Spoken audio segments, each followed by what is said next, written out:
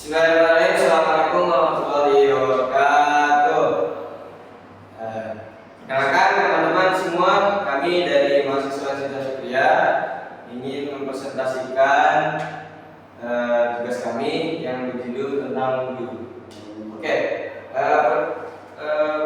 perkenalan singkat, saya Ubaidillah dan rekan saya di sini ada Muhammad Fuzal Rayat dan yang sebelahnya ini ada Ikhwan Syahada, Muhammad Ikhwan Syahada. Oke, di sini ada tujuan pembelajaran. Yang pertama itu ada menjelaskan pengertian wudhu dengan benar. Yang kedua itu ada menyebutkan rukun dan sunnah wudhu. Yang ketiga ada menjelaskan dalil tentang wudhu.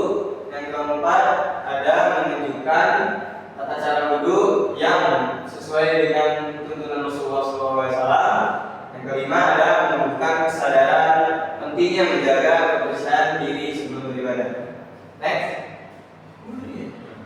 Di sini ada pengertian dan dalil wudhu.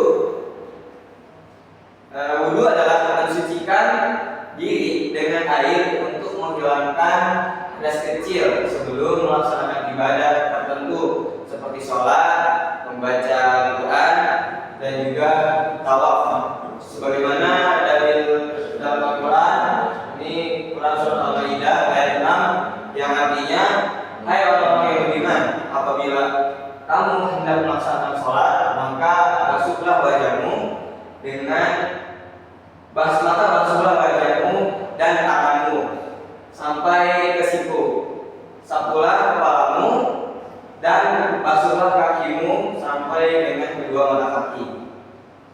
Next.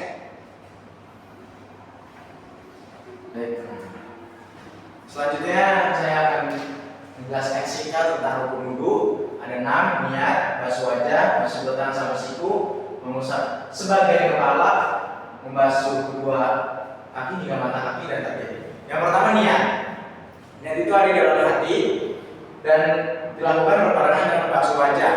Kalau pengucapannya itu sunnah seperti nawatul berdoa dalam ada sebagai fardu ta'ala itu sunnah. Tapi yang wajib dalam hati sembari membasuh wajah. Basuh wajah, kemudian yang kedua dari awal tumbuhnya rambut sampai sini yang terkenalnya apa namanya itu? Ya, sampai bawah dagu. Jadi semuanya yang di antara itu harus sunnah semuanya. Harus sunnah semuanya. Next, membasuh tangan hingga ke siku. Ingat, tangan hingga siku, bukan siku ke tangan. Berarti kan dari tangan ke siku seperti ini. Jadi siku pastikan melewati siku ya, biar benar-benar pasti. Selesai sudah, mengusap sebagian kepala. Sebagian aja yang wajib. Jadi mau kepala depan, tengah, samping, belakang boleh. Penting sebagian kepalanya kena air, tapi sunnahnya seluruhnya. Yang terakhir membasuh kedua kaki hingga mata kaki. Nanti kaki dari ujung sini, kaki sampai di mata kaki. Dan terakhir rukunnya itu tertib. Tertib ialah berurutan dari niat membasuh wajah tidak mendahului membasuh tangan. Membasuh tangan tidak mendahului membasuh wajah. Mengusap kepala tidak mendahului membasuh tangan. Mengusap kaki tidak mendahului mengusap kepala. Oke, berurutan dari membasuh wajah, tangan, kepala, dan kaki. Itu yang dinamakan tertib berurutan. Kalau misalnya tidak tertib, maka wudhunya tidak sah, batal. Sekian selanjutnya sunnah wudhu oleh rekan saya Muhammad Fahir Fuzal. Selanjutnya adalah sunnah wudhu. Pertama adalah membaca basmalah.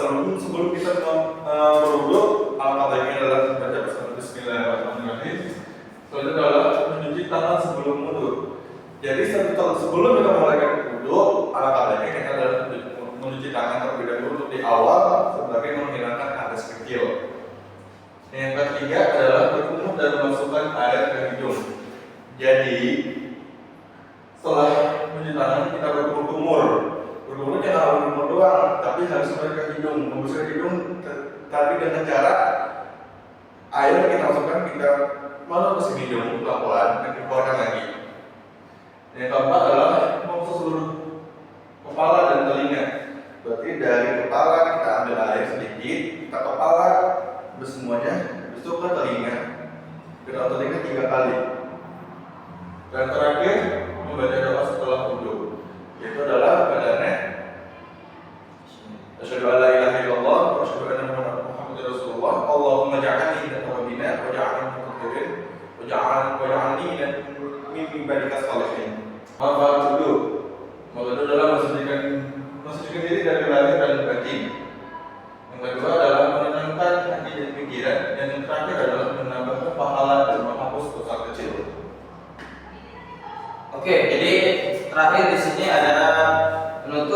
yaitu wudhu bukan hanya membersihkan tubuh, tetapi juga mensucikan jiwa sebelum berhadapan dengan Allah Subhanahu wa taala. Jadi dengan kita berwudhu, kita bisa mengawalinya, atau dengan berwudhu kita tidak hanya membersihkan hadas-hadas kecil yang ada di tubuh kita, tapi juga bisa menenangkan jiwa. Dan sebuah hadis, tidaklah seorang hamba berwudu lalu menyempurnakan wudunya kecuali keluarlah dosa-dosanya dari tubuhnya. Hadis riwayat Muslim. Mungkin cukup sekian, kurang lebihnya mohon maaf. Assalamualaikum warahmatullahi wabarakatuh.